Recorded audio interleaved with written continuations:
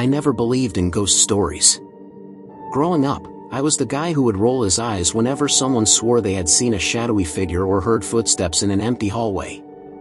I thought cemeteries were creepy, sure, but more because of the atmosphere than anything supernatural. So when my cousin Michael dared me to spend one night at Maplewood Cemetery, the oldest burial ground in our town, I accepted without hesitation. It was supposed to be just another thrill-seeking adventure, something to laugh about later.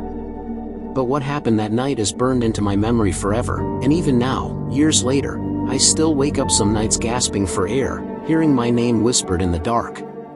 Maplewood wasn't just any cemetery.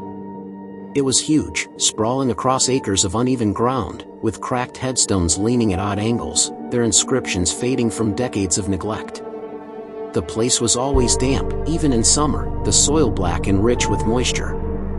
There were rumors about strange rituals happening there at night, candles seen flickering between the graves, voices chanting, and animals found mutilated near the old iron gates. But I never took that seriously. Small-town gossip thrives on ghost stories, and Maplewood was the perfect backdrop. That night, I packed a flashlight, a blanket, and a thermos of coffee. My cousin dropped me off at the gates around 10 p.m. and promised to pick me up at sunrise.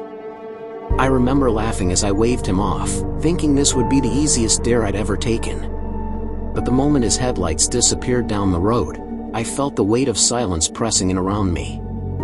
It wasn't just quiet, it was thick. Even the crickets that usually filled the night air with their endless chirping seemed muted, like the entire cemetery was holding its breath. I wandered between the headstones for a while, trying to shake off the nerves. Most of the graves were from the 1800s, the names barely legible, moss creeping over the stone. A few marble angels stood watch, their faces weathered and eroded until they looked less like guardians and more like mourners themselves. I settled near an old oak tree in the center of the cemetery, spreading out my blanket and leaning against the trunk. From there, I could see the faint outline of the caretaker's shack near the far edge, but it looked abandoned, its windows boarded, roof sagging. I poured myself some coffee and chuckled, already composing the story I'd tell Michael in the morning about how boring the whole night had been. That's when I heard it. At first, I thought it was the wind, soft, almost rhythmic. But as I held my breath, straining to listen, I realized it was a voice. Low, hushed, and unmistakably human. My skin prickled as the sound seemed to drift between the graves, coming closer. I swung my flashlight in the direction of the voice, but the beam revealed nothing but stone and shadows. My heart pounded in my chest. Maybe some teenagers had sneaked in to mess with me, I thought. Maplewood had that kind of reputation, and I wouldn't put it past someone to hide in the dark just to spook the guy dumb enough to spend the night there. David. The whisper froze me where I sat. My name. Clear, sharp, and carried on the cold night air. My throat went dry. Nobody knew I was here except Michael, and he was long gone. I swung the flashlight wildly, the beam slicing through the darkness, but again, nothing. Just empty graves. I told myself it was my imagination, that I was psyching myself out. But deep down, I knew I hadn't imagined it. I tried to calm down by pacing near the oak tree, kicking at the damp soil, muttering to myself that I wasn't scared. But the voice came again, closer this time, whispering my name like a sigh, David. I nearly dropped the flashlight as I spun around. My beam landed on a gravestone a few feet away, one I hadn't noticed before. The inscription was cleaner than the others, the letters sharp and clear despite the grave's apparent age. Here lies David Harlan. Born 1847, died 1872. The blood drained from my face. My exact first name. The same spelling. And the year of death. I did the math in my head. 25 years old. The exact age I was right then. My rational mind scrambled for answers. Maybe it was a coincidence.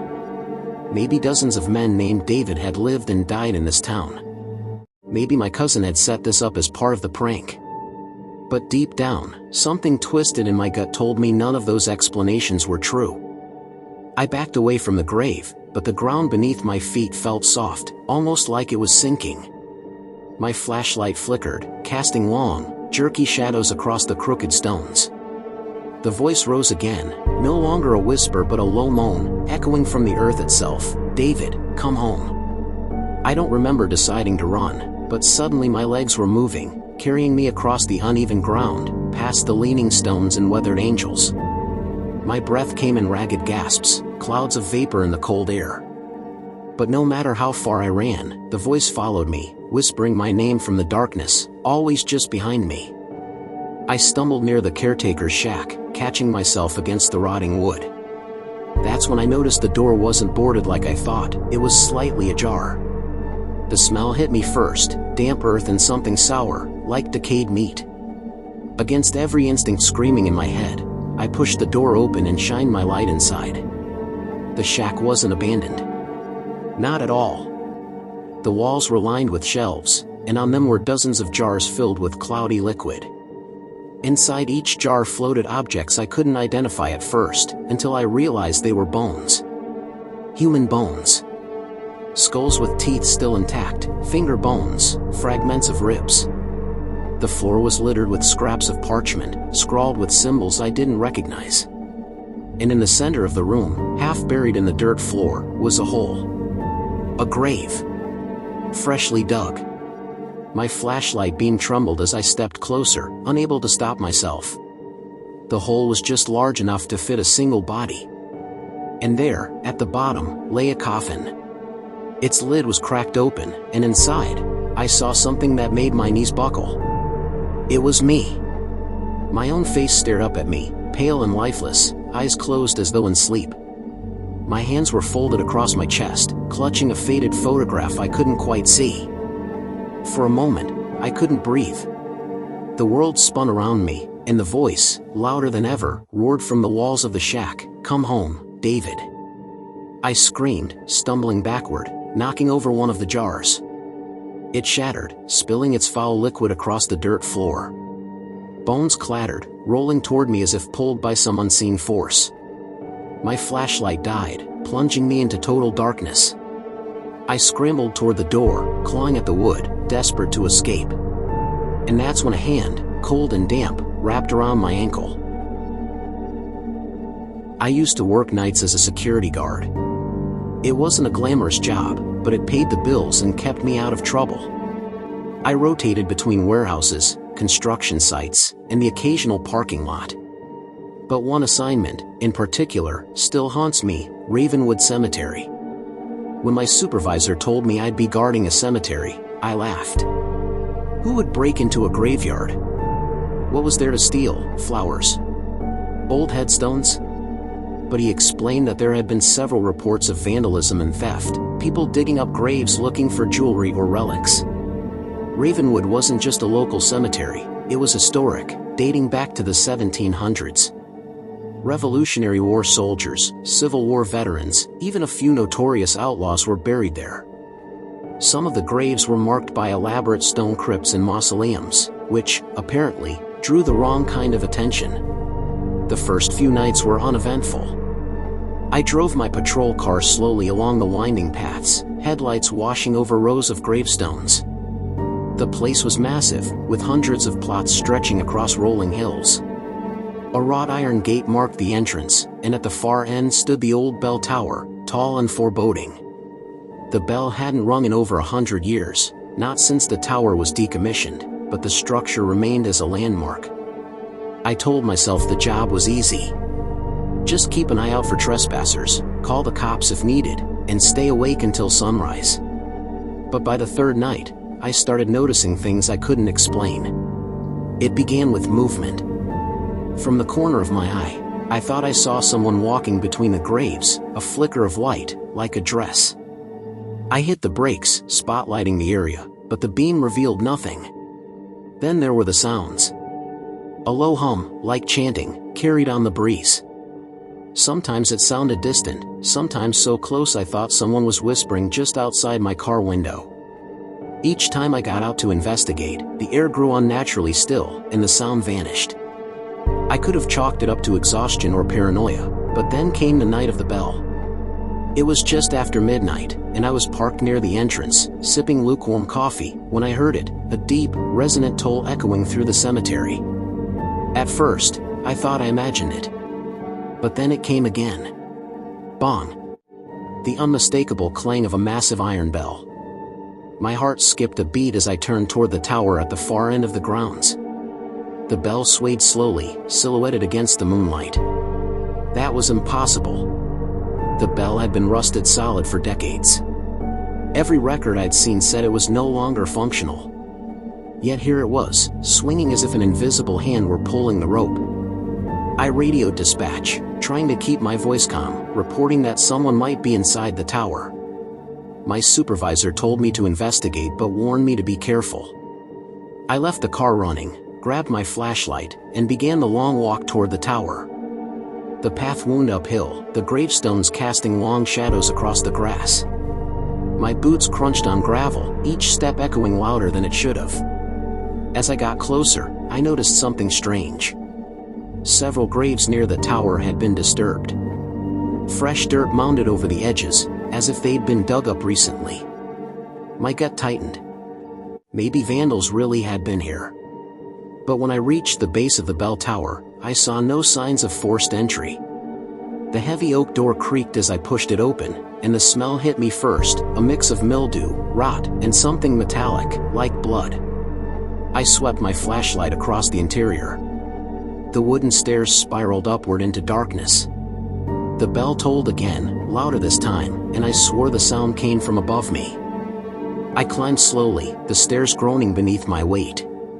Each step seemed to echo endlessly, bouncing off the stone walls. Halfway up, I noticed carvings scratched into the wood. Symbols, crude but deliberate. Circles intersected with triangles, jagged lines like lightning bolts. My stomach turned. I'd seen drawings like that before in a case file about occult activity. When I reached the top, the sight nearly made me drop my flashlight. The bell was moving on its own. The massive iron structure swung back and forth, ropes taut and straining, yet no one was there to pull them. Around the base of the bell, painted in what looked horrifyingly like blood, was a circle filled with symbols that matched the carvings on the stairs.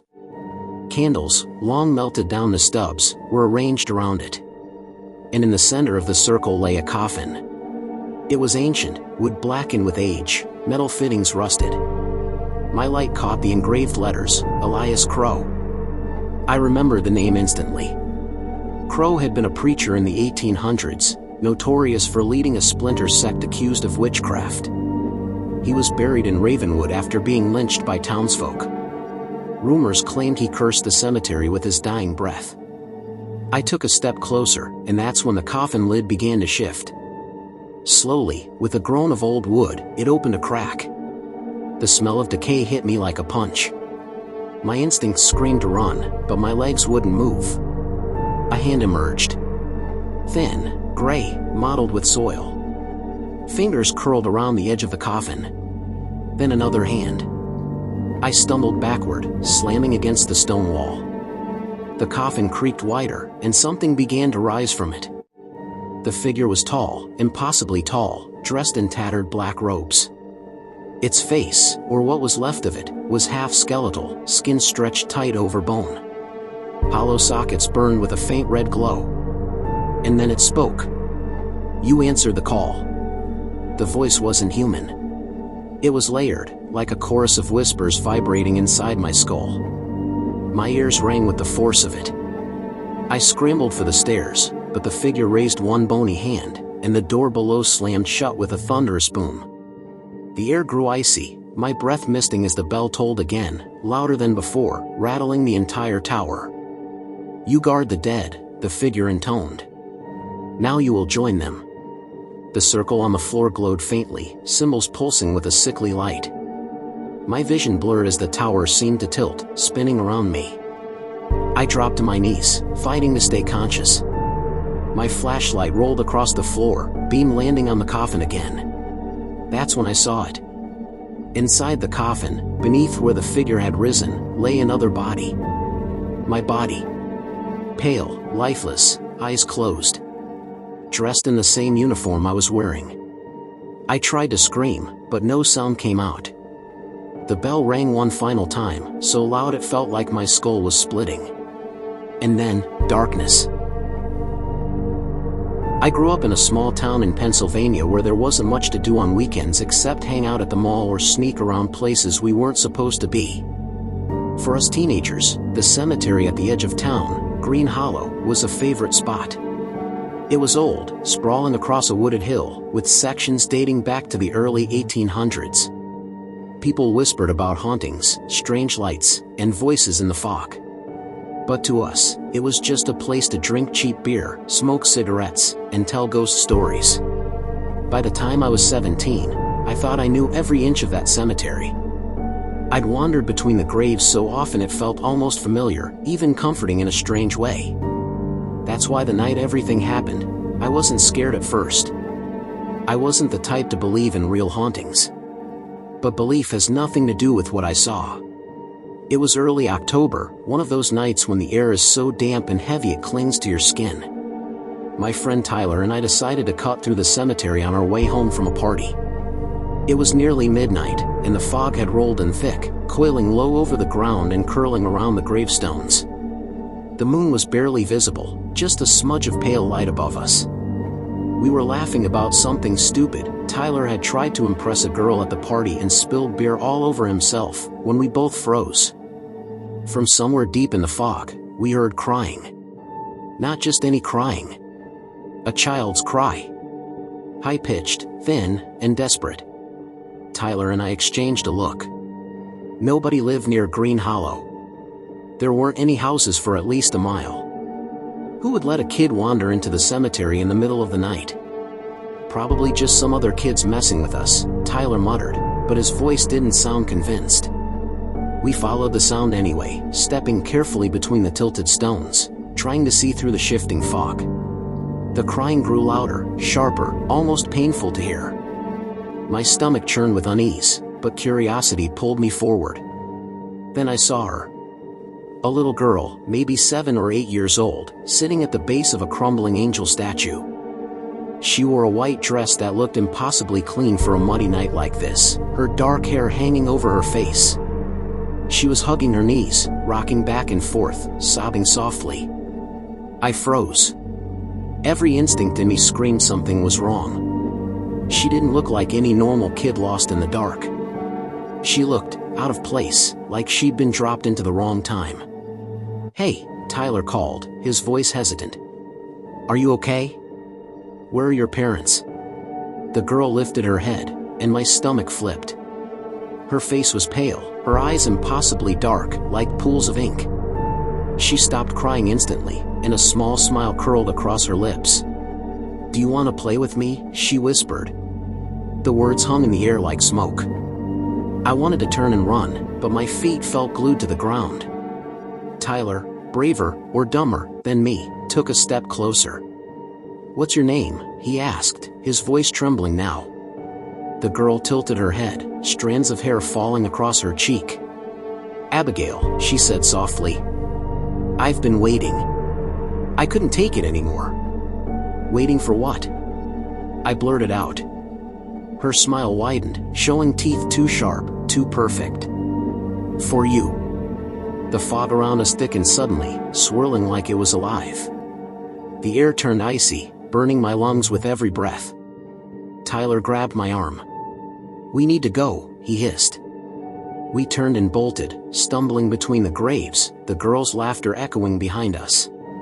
It wasn't the laughter of a child, it was deep, guttural, layered, like dozens of voices overlapping. The sound chased us through the fog, growing louder with every step. When we finally reached the gate, we didn't stop running until we were back on the main road, gasping for air. Neither of us spoke the rest of the way home. The next morning, I told myself it had been a trick of the fog, maybe some older kids trying to scare us.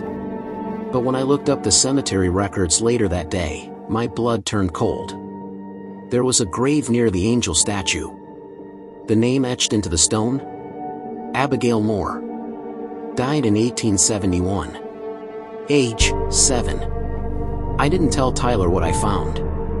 But he must have been digging on his own, too, because a week later, He showed up at my house looking pale and shaken. He shoved a piece of paper into my hands, a photocopy of an old newspaper clipping from the town archives. The headline read, "Local girl found dead in Green Hollow Cemetery, Bell Tower." The article said Abigail had gone missing in October 1871. Days later, her body was discovered inside the cemetery's abandoned bell tower. The townsfolk believed she'd been lured there by someone, or something, that was never caught. That night, Tyler insisted we go back. He said he wanted proof, something to convince himself it hadn't been a hallucination. Against my better judgment, I agreed. We armed ourselves with flashlights and baseball bats, as if that would make a difference against whatever she was. We reached the cemetery around midnight again. The fog was waiting for us, rolling over the graves like a living thing. Our lights cut thin beams through it as we made our way to the angel statue. The grave was there, just as I'd seen. Abigail Moore, age 7. Tyler crouched down, brushing moss from the stone. "We need to see the bell tower," he said firmly. "That's where she died." My gut twisted, but I followed him anyway. The tower stood at the far edge of the cemetery, a squat brick structure with a wooden door barely hanging on its hinges. The moment we stepped inside, the temperature dropped at least 20 degrees. Our breath puffed in white clouds, and the silence pressed against our ears. The stairs creaked as we climbed, dust falling in our faces. Halfway up, I thought I heard movement above us, a soft shuffle, like bare feet on wood. Tyler whispered, "Did you hear that?" But I didn't answer. At the top, we found the belfry. The rope was frayed and broken, the bell itself green with corrosion. But in the corner, half hidden in shadow, was a small wooden chair. And on that chair sat a doll. Porcelain, with glassy black eyes and a cracked face. It wore a white dress. Tyler reached out, but before he could touch it, the doll's head snapped toward us. And then we heard it, the same voice from before, echoing in the fog outside, but now impossibly close. "Do you want to play with me?" The tower door slammed shut behind us. I never thought I'd end up working in a cemetery. It wasn't exactly my dream job, but after I lost my previous work, I needed something steady, and the local cemetery in our town, St. Alders, was hiring maintenance staff. My duties were simple: mow the grass, trim the hedges, repair the fences, and, when necessary, help with burials. It wasn't glamorous, but it paid better than flipping burgers, and the groundskeeper, an older man named Mr. Carson, was kind enough to train me. St. Alders had been around since the early 1800s. It wasn't the biggest cemetery in the state, but it had an eerie reputation. People said strange lights drifted between the graves at night. Others claimed they'd seen a shadowy man with a lantern wandering the grounds after midnight, the so-called grave digger's ghost. Carson dismissed those stories as nonsense, though I noticed he always locked up tight before sunset and refused to stay after dark. One evening, after working late repairing a broken fence, I found myself still inside the cemetery as dusk settled. The light faded quickly, and the shadows stretched long across the grass. I knew Carson wouldn't be happy about me lingering, but I figured I'd finish my work and leave through the back gate. That's when I saw it. A faint glow bobbing between the graves. At first, I thought it was a flashlight, maybe a trespasser. But as it drew closer, I realized it was an old-fashioned lantern, the kind you only see in museums. The light inside flickered unnaturally bright, throwing long, sharp shadows. My throat went dry as I watched the glow move steadily toward me, weaving between the stones. I called out, "Hello? Who's there?" My voice sounded thin against the silence. The lantern paused. Then it began moving again, faster now. Instinct told me to run, but my curiosity rooted me to the spot. As the glow drew closer, I could make out the figure holding it. A tall man in ragged clothes, his hat pulled low, his face hidden in shadow. He walked with slow, deliberate steps, the lantern swinging from his hand. But what froze my blood was the shovel slung over his shoulder, its blade crusted with dark, dried earth. Something about him was wrong. He didn't move like a living man. His steps made no sound. I stumbled backward, nearly tripping over a headstone. "Carson?" I tried, though I already knew it wasn't him. The figure stopped just a few feet away. The lantern light flared, illuminating his face. My stomach lurched. His skin was gray, mottled, his lips cracked and dry. His eyes were sunk in pits that seemed to glow faintly from within, like embers. And yet, he smiled. "Ground's too soft tonight," he rasped, his voice like gravel scraping metal. "Hard to keep him down." Before I could respond, he lifted the shovel and pointed behind me. I turned, heart hammering, and saw that several graves nearby had been disturbed. Fresh soil piled around the edges, though I hadn't dug them. And then, from the loose earth, something began to move. A hand. Thin, skeletal, clawing its way to the surface. Then another. I staggered back, my mind screaming in disbelief. Figures began to rise from the ground, one after another, dirt clinging to their tattered clothes and empty sockets. Silent, swaying, they turned their hollow faces toward me. "Time to work," the grave digger said, stepping past me. He jammed the shovel into the dirt with a grunt, as if commanding them. The corpses shuffled forward, their bones cracking with each step. I bolted, tearing across the cemetery, the lantern glow bobbing behind me. My breath came in ragged gasps, lungs burning, but the figures followed relentlessly. I could hear the scrape of their feet on stone, the rattle of loose bones. I made it to the caretaker's shed, slamming the door shut behind me.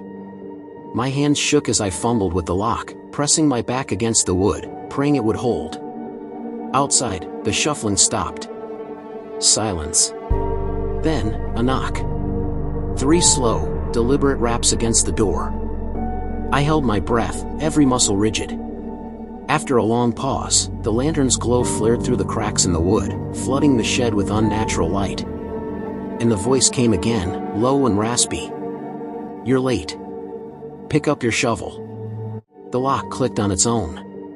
The door swung open.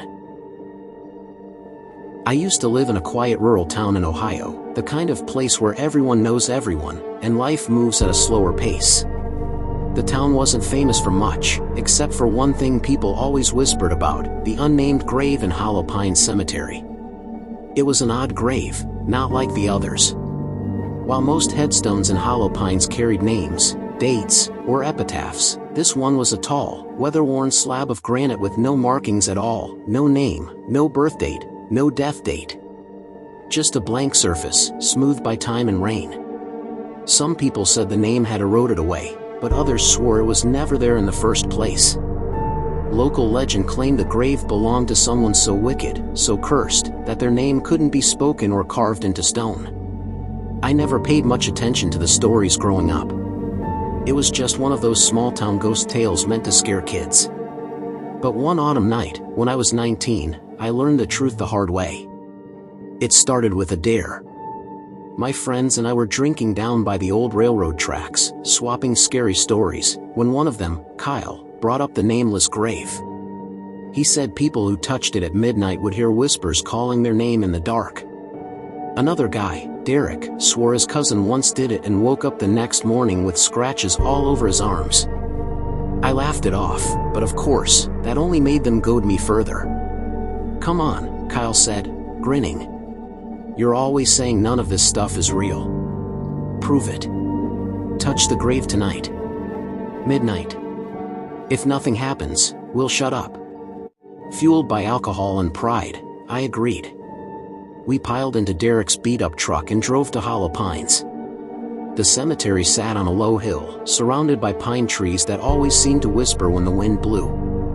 By the time we arrived, it was close to midnight, and the moon hung low, casting long shadows across the graves. We found the nameless stone easily. It stood taller than the others, a pale monolith against the night sky. My friends stood back, their flashlights cutting thin beams through the dark, as I approached it. I remember running my hand across the surface, expecting roughness, but it was smooth, unnaturally so, like polished marble despite its age. "See?" I called out. "It's just a rock." But then, the moment my palm rested flat against it, the world seemed to shift. The air grew heavier, colder, pressing against my skin. The crickets went silent, and the breeze stilled. For a moment, it felt like the earth itself had stopped breathing. And then, I heard it. A whisper. Faint, right at the edge of hearing. I yanked my hand back, heart racing, and spun around. My friends were laughing, cheering at me to stay there longer. But I knew what I'd heard. It wasn't the wind. It was a voice. And it had said my name. The rest of the night passed in a blur. I pretended to laugh it off, but inside, dread gnawed at me. We left the cemetery, and I went home, trying to shake the unease. But when I crawled into bed, sleep didn't come easy. Every time I closed my eyes, I swore I could hear that whisper again, soft and insistent, "Ethan. Ethan." The next morning, I woke with a start. My arms were covered in scratches. Dozens of thin, jagged lines, as if I'd clawed myself in my sleep. My sheets were stained with spots of blood. I told myself it was just a coincidence, maybe I'd thrashed in bed, but deep down I knew. Something had followed me home. Over the next week, things got worse. I'd wake in the middle of the night to find my bedroom freezing cold, my breath visible in the air. I'd hear faint tapping on the window, though I lived on the second floor. Sometimes, I'd wake to the feeling of someone sitting on the edge of my bed, the mattress dipping under their weight, though no one was there. And always, the whisper. My name, spoken softly in the dark, closer each night. I stopped sleeping, stopped eating. My friends noticed I was pale, jumpy, but I didn't dare tell them what was happening. They wouldn't believe me. One night, about a week after the dare, I couldn't take it anymore. I decided to go back to the cemetery, to confront whatever this was. Maybe, I thought, if I put my hand on the stone again, it would undo whatever curse I'd triggered. It was just after midnight when I arrived. The cemetery was shrouded in mist, the pine trees looming like sentinels. I walked quickly to the nameless grave, my flashlight shaking in my hand. The stone loomed out of the fog, pale and silent. I placed my palm against it. The whisper came instantly, louder now, clearer. My name, drawn out like a hiss. But this time, it wasn't just one voice. It was many. Dozens. Hundreds. All whispering in unison. Ethan. Ethan. My vision blurred, the ground spinning beneath me. I staggered back, but my hand wouldn't leave the stone. It felt glued there, like the grave itself was holding me. The whispers grew into a roar, so loud I thought my skull would crack. My flashlight flickered and died, plunging me into darkness. And then, I saw them. Figures rising from the ground around me. Shadowy, indistinct, but human-shaped. They swayed in the mist, dozens of them, circling the nameless grave. Their eyes glowed faintly, reflecting the moonlight, and their mouths moved in perfect unison, whispering my name. I yanked my hand free, skin tearing as if the stone had cut me, and bolted. I ran faster than I ever had in my life, not daring to look back, the whispers chasing me until I burst through the cemetery gates. I didn't stop running until I was home. The next morning, I checked my palm.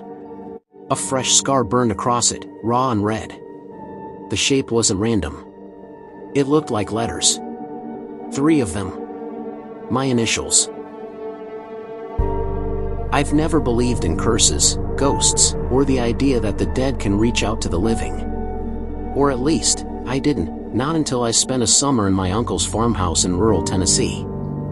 I was 16 at the time, and my parents had sent me there after a string of bad grades and worse decisions. The house was ancient, surrounded by acres of farmland and dense forest. It was the kind of place where cell service disappeared the moment you drove off the main road, and the nights stretched endlessly quiet, broken only by crickets and the occasional howl of a coyote. Just half a mile down the road from the farmhouse stood Willow Creek Cemetery. It was old, older than the town itself, with graves that dated back to the 1800s. Most of the stones leaned crooked, names barely legible, weathered by time and storms. There was one detail, though, that made the cemetery infamous among locals: the bell tower. It was nothing grand, Just a small stone structure built at the cemetery's edge, housing a rusted iron bell that hadn't been rung in decades. According to local legend, the bell used to toll at midnight whenever a new soul was buried. But long after the town stopped using the bell, people claim they still heard it ring on certain nights, always at midnight, always followed by something unexplainable. My uncle told me never to go near the cemetery after dark. He said kids had gone missing over the years, drawn in by the sound of the bell. He even told me one chilling story about a farmer who lived nearby. The man swore he heard the bell toll 12 times at midnight, and the next morning, his wife was found dead in bed, her face frozen in terror. I laughed it off as just another small-town ghost story, but I could tell from the way my uncle's eyes narrowed when he said it, he believed it. For the first few weeks, I kept my distance. I worked on the farm during the day, helped with chores, and spent evenings on the porch. But one night, just past midnight, I heard it. The sound was faint at first, carried on the wind, a hollow, metallic clang, slow and deliberate, echoing across the fields. I froze, goosebumps prickling my skin. My uncle was asleep in his room, snoring softly, so I knew he didn't hear it. The bell tolled again. And again. 12 times. I told myself it was just my imagination, that maybe the wind had caught the bell and set it swaying. But I couldn't stop thinking about it. The next day, I walked down to the cemetery to take a look. The bell tower loomed above the crumbling headstones, its stone walls streaked with moss and ivy. The iron bell itself was rusted through, hanging at a precarious angle. The rope that once rang it was long gone, nothing but frayed strands dangling uselessly. There was no way it could have rung. Not naturally. I stood there staring at it when I noticed something else. A grave directly beneath the tower had fresh flowers on it. The stone was old, worn almost smooth, but the date of death was recent, just a week earlier. My uncle hadn't mentioned a funeral. The strangest part? The grave had no name carved into it. Just the year of death, 2022. That night, I didn't sleep. I kept glancing at the clock, heart pounding as midnight drew near. When the hands finally struck 12, I held my breath. And there it was again. Clang. Clang. 12 slow, measured tolls, vibrating through the walls of the farmhouse as if the bell tower were right outside my window. But this time, there was more. After the 12th toll faded into silence, I heard faint footsteps on the gravel path outside. My window overlooked the dirt road leading toward the cemetery. I pulled back the curtain just a fraction and peered out. In the moonlight, I saw them, 3 figures walking slowly down the road. They were pale, dressed in what looked like funeral clothes, and they moved stiffly, their heads bowed. None of them cast shadows. I stumbled back from the window, breath ragged. When I dared to look again, they were gone. The next morning, I told my uncle what I'd seen. His face went pale, and he shook his head. "You heard the bell, didn't you?" he asked quietly. When I nodded, he set down his coffee cup and leaned across the table. "Don't ever go near that place again, do you understand? The bell doesn't call the living. It calls the dead. And if you follow it, you'll never come back." I tried to take his warning seriously, but something in me couldn't let it go. I had to know the truth. The following night, I snuck out. The moon was full, casting silver light across the fields. I walked the dirt road toward Willow Creek Cemetery, every crunch of gravel under my boots echoing in the silence. My heart hammered in my chest, but my curiosity burned hotter than my fear. The cemetery gates stood open, creaking softly in the wind. The air inside felt heavier, colder, as though I'd stepped into another world. I made my way to the bell tower, the nameless grave at its base glowing faintly under the moonlight. At midnight sharp, the bell tolled. This time, I was standing right beneath it, and the sound was deafening. The ground trembled under my feet. The air thickened, and I could feel it vibrating in my bones. The grave beneath the tower began to stir. The dirt shifted, rising and falling as if something beneath it were breathing. My flashlight flickered, then died, plunging me into darkness. And then, slowly, a pale hand broke through the soil. I stumbled back, horror clawing at my chest, as a figure pulled itself from the grave. Its skin was gray and stretched thin over bone, its eyes hollow but burning faintly with pale fire. It turned its head toward me, and though its mouth never moved, I heard the words in my mind. "You heard the bell. Now you belong to us." Dozens of other graves around the cemetery began to stir, earth cracking open, skeletal hands clawing their way free. The whisper of shuffling feet filled the air, and in the distance, the bell tolled one final time. I ran, faster than I'd ever run in my life. I didn't stop until I crashed through the farmhouse door, slamming it shut behind me. My uncle was waiting, wide-eyed, as if he'd known I would disobey. He grabbed me by the shoulders, his grip like iron. "Did you look at it?" he demanded. I nodded, too breathless to speak. His face hardened. "Then it won't stop until it gets you." That was 2 years ago. Since then, I've moved far away from Tennessee, tried to build a normal life. But every so often, at night, I'll wake to the sound of it, the faint toll of a bell in the distance, counting slowly up to 12. And I know, when it stops, the footsteps will come for me again. When I was in college, I worked part-time as a groundskeeper at a cemetery just outside of Boston. It wasn't glamorous, but the pay was decent, and the hours worked around my classes. Most of the job was simple maintenance, trimming grass, clearing leaves, patching fences, but occasionally, I'd be asked to help with more delicate tasks, like preparing graves before a funeral or cleaning old mausoleums that had been neglected for decades. The cemetery itself, Ashwood Rest, was huge. It stretched across rolling hills, dotted with old oak trees that seemed to lean in on you when the wind blew through their branches. Some parts were modern, with clean granite markers, fresh flowers, and paved paths. But the older sections were different. They were wild, overgrown, the stones crooked and broken, names fading into illegibility. It was in those forgotten corners where I often found myself, tools in hand, working alone until dusk painted the sky. That's where I first met him, the caretaker. At least, that's what he called himself. It was late one evening, and I had stayed longer than usual, trimming back ivy that had nearly swallowed a row of century-old graves. The sun had dipped below the horizon, and I knew I should pack up, but I felt someone watching me. When I turned, I saw a man standing among the headstones. He was tall, thin, dressed in an old-fashioned black coat that hung nearly to his ankles. His face was pale, sharp, with eyes so dark they seemed to swallow the light. "You're doing good work," he said in a low, even voice. The dead appreciate it. I thought he was just another mourner, maybe someone eccentric, so I nodded politely and said nothing. But when I left for the night, I noticed he was still there, standing motionless by the graves. The next day, he was there again.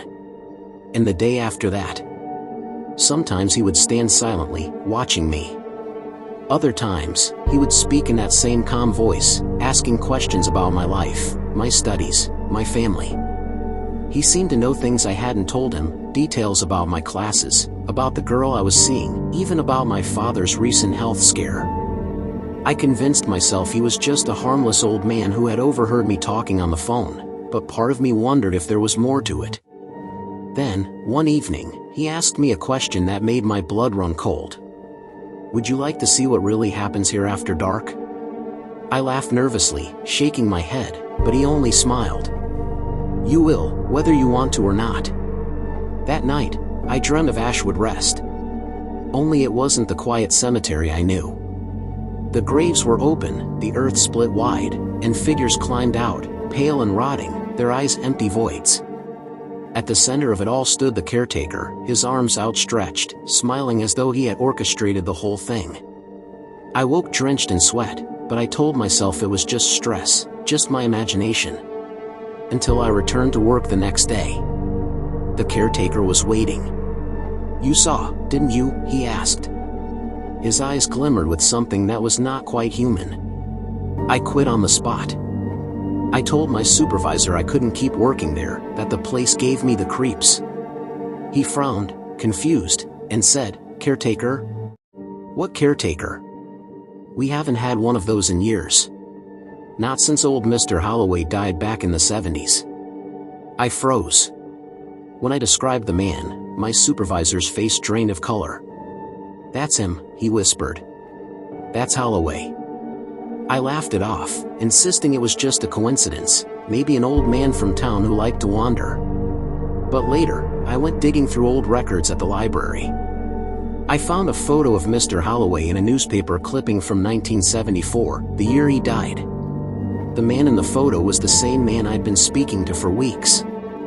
I never went back to Ashwood Rest. I switched jobs, stopped visiting that part of town, tried to put it behind me. But sometimes, late at night, I'll wake from the same dream, the graves splitting open, the dead crawling out, the caretaker smiling in the dark. And just last week, as I walked home from class, I passed by a construction site.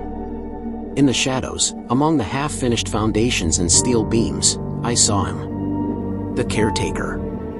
He tipped his hat, smiled, and whispered so softly I almost thought I imagined it. "You can't quit, son. You belong to me now." I've always hated cemeteries.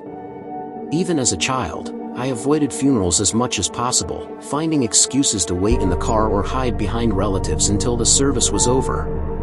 Something about the stillness, the weight of grief in the air, the way the headstones seemed to lean toward you like silent watchers, it always unsettled me.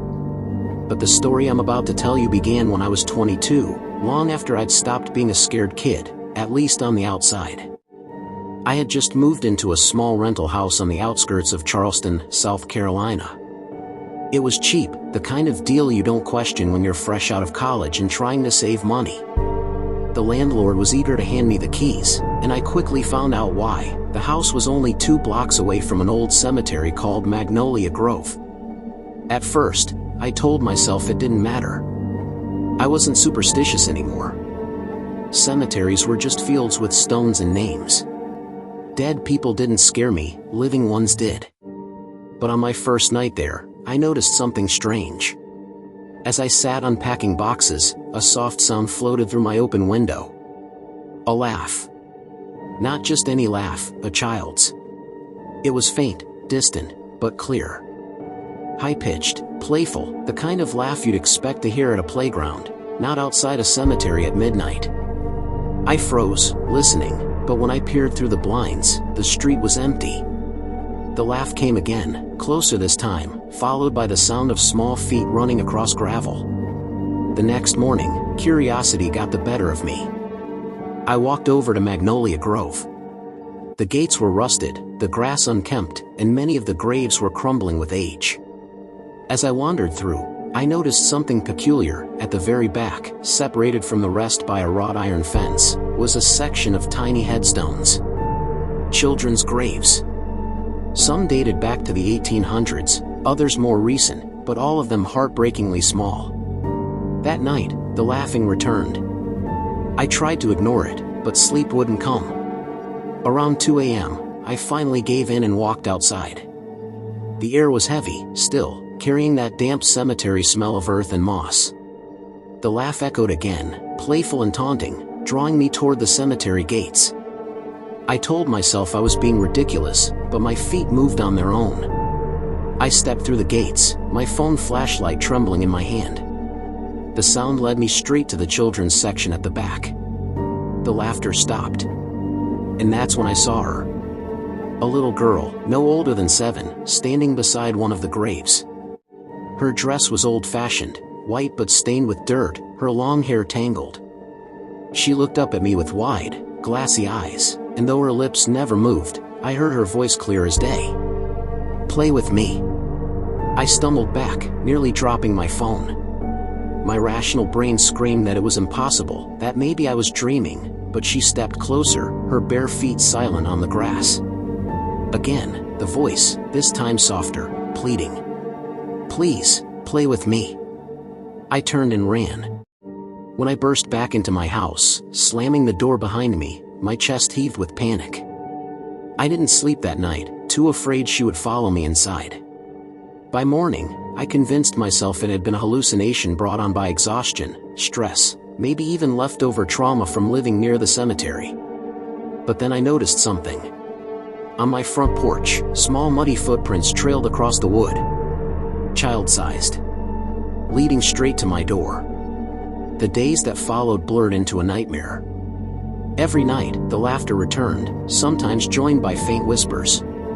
My lights flickered, objects moved on their own, and I began finding toys, small marbles, a broken doll's head, a wooden top, scattered around my house. I had no idea where they came from. One night, the laughter stopped suddenly. Instead, I heard crying. Soft, pitiful sobs drifting through the walls. Against my better judgment, I opened my door. The little girl was sitting on the porch steps, hugging her knees, tears streaking her dirt-smeared face. Something in me, some instinct, wanted to comfort her. I crouched down and whispered, "What do you want?" Her head snapped up. Her eyes weren't human anymore, they were hollow, black voids. And her mouth stretched impossibly wide as she screamed, a sound that rattled my bones and shattered the porch light above us. The next thing I knew, I was waking up on my living room floor, hours later, with blood trickling from my ears. I should have moved out right then, but I didn't. Part of me felt trapped, like she wouldn't let me leave. Every attempt I made to pack was interrupted, boxes would collapse, car keys would vanish, and each night, the laughter grew louder, closer. Then came the final night. I woke around 3 a.m. to the sound of my bedroom door creaking open. My heart seized as the little girl stepped inside, her dirty dress brushing against the floorboards. She climbed onto my bed, crawling up slowly until her face hovered inches from mine. Her cold hand pressed against my chest. And in that same disembodied voice, she whispered, "You're mine now." I blacked out. When I woke, the sun was shining, birds chirping outside as if nothing had happened. But when I sat up, I froze. At the foot of my bed sat a small headstone. Real stone, heavy and cold. My name was carved into it. No date of birth. Just the year of death. This year. I've worked a lot of odd jobs in my life, bartender, delivery driver, janitor, but the strangest one I ever took was digging graves. It was the summer after high school, and I was desperate for money. My friend's uncle ran a cemetery in western Pennsylvania, and he needed extra hands for manual work. It wasn't glamorous, but it paid cash under the table, and I figured, how bad could it be? The cemetery was called Green Hollow, though the locals nicknamed it the Lantern Grounds. The name came from an old story passed down for generations. Supposedly, long before electricity, the grave digger at Green Hollow would walk the grounds every night with a lantern. He was said to be obsessive about his work, digging extra graves ahead of time, keeping the cemetery prepared. When he died, people swore his lantern light still flickered among the headstones at night, bobbing like a will-o'-the-wisp. Parents used the tale to scare kids, saying, "If you see the grave digger's lantern, don't follow it. It'll lead you to your own grave." Of course, I didn't believe any of that. Ghost stories were for tourists and kids. I just wanted the paycheck. For the first couple weeks, nothing strange happened. My shifts were mostly daytime, mowing grass, shoveling dirt, cleaning out tool sheds. The cemetery wasn't particularly big, maybe 3 or 4 acres, with an old stone chapel at one end and a wrought iron fence circling the perimeter. But there was something about the air there, always damp, heavy, as if rain had just fallen even on the hottest days. Then came the night shift. One evening, my boss asked if I'd stay late to help dig a grave for a funeral scheduled the next morning. It was already dusk, but I needed the extra pay, so I agreed. By the time the hole was finished, darkness had swallowed the cemetery. My back ached, my hands were blistered, and I was packing up my tools when I saw it. A light. Faint, yellow, swaying slowly between the headstones. At first, I thought it was another worker, maybe someone checking on me. But when I called out, no one answered. The light continued drifting, weaving in and out of the graves. Something in my gut twisted, but curiosity kept me rooted. I grabbed my flashlight and followed. The beam of my light seemed weaker than usual, swallowed by the mist creeping low across the ground. The lantern bobbed ahead, always just out of reach, pulling me deeper into the cemetery. Then I realized where it was leading me. The older section, far from the chapel, where the stones leaned crooked and half the names had eroded away. The air grew colder with every step, and the night fell unnaturally quiet. No crickets, no breeze, just the sound of my boots crunching gravel. The lantern stopped at a fresh patch of dirt. A grave I hadn't seen before. And then it winked out. I froze, my breath fogging in the chill air. My flashlight flickered, then died. I smacked it against my palm, but it was useless. I stood there in total darkness, heart pounding, when I heard it. The scrape of metal. Like a shovel biting into earth. The sound came from the very ground beneath my feet. I stumbled back, terror flooding me, and in that moment, the lantern flared to life again, this time right behind me. I spun, but no one was there, just the light hovering in the mist. It swayed once, twice, before floating directly toward the new grave. And that's when I saw the headstone. My name was carved into it. I don't remember running, but somehow I made it out of Green Hollow, tools abandoned, chest burning. I didn't go back the next day, or the day after. I quit, ignoring my boss's angry voicemails. But here's the thing. That was years ago. I've moved 3 times since then, across different states, different jobs, trying to leave that memory behind. Yet sometimes, late at night, through my apartment window, I'll catch a faint glow outside. A lantern, swaying in the dark. And every time, it seems a little closer than before. I never intended to end up in the situation I'm about to tell you about. I was 24, freshly out of college, and working as a freelance photographer. I specialized in abandoned places, old houses, factories, even forgotten cemeteries. It was lucrative in a niche way. Some clients wanted the eerie, desolate aesthetic for horror magazines, websites, or personal collections. I liked the work, but I was careful. I didn't believe in ghosts. I believed in light, shadows, angles, nothing more. That's why I thought I was safe when I agreed to photograph a small cemetery on the outskirts of Richmond, Virginia. The place was called Raven Hollow, mostly unknown except to locals and a few online historians. The cemetery sat along a lonely country road, surrounded by thick woods, a chain-link fence that sagged in places. According to the people I asked, it had been in use since the 1800s, but most graves dated from the late 1900s. What made Raven Hollow strange, and perfect for photos, was a small, unused mausoleum near the center, built entirely of black marble. The locals whispered that it was cursed, that no one who entered it ever returned unchanged, but I dismissed it. When I arrived, the sun was setting, painting long orange streaks across the gravestones. The air was thick, humid, and smelled faintly of wet earth. I set up my tripod and began taking shots, moving from one crumbling stone to another, capturing the way the shadows twisted as the light faded. It was while photographing the mausoleum that I first noticed the mirror. It was leaning against the black marble wall, propped up on a broken wooden crate, reflecting the twilight in a way that seemed unnatural. I hadn't brought it, and there was no obvious reason for it to be there. The glass was pristine, smooth as if it had been polished yesterday, though the frame was carved wood, aged and rotting in places. Curiosity got the better of me. I lifted my camera and snapped a few shots. In the viewfinder, something strange appeared. My reflection wasn't alone. Behind me, a shadowy figure hovered just beyond the glass's edge, pale and faceless. When I lowered the camera, there was nothing. I laughed nervously, telling myself it was a trick of the light. I repositioned the mirror slightly, taking more photos. Each time, in the camera's display, the shadow was closer, clearer. It moved subtly, leaning toward me, though the room around me was empty. By the time night fell, I knew I shouldn't have stayed. But I was mesmerized. I had never seen anything like it. I set my flashlight on the ground and stepped closer to the mirror, trying to understand what I was seeing. The reflection was perfect, sharp, almost three-dimensional.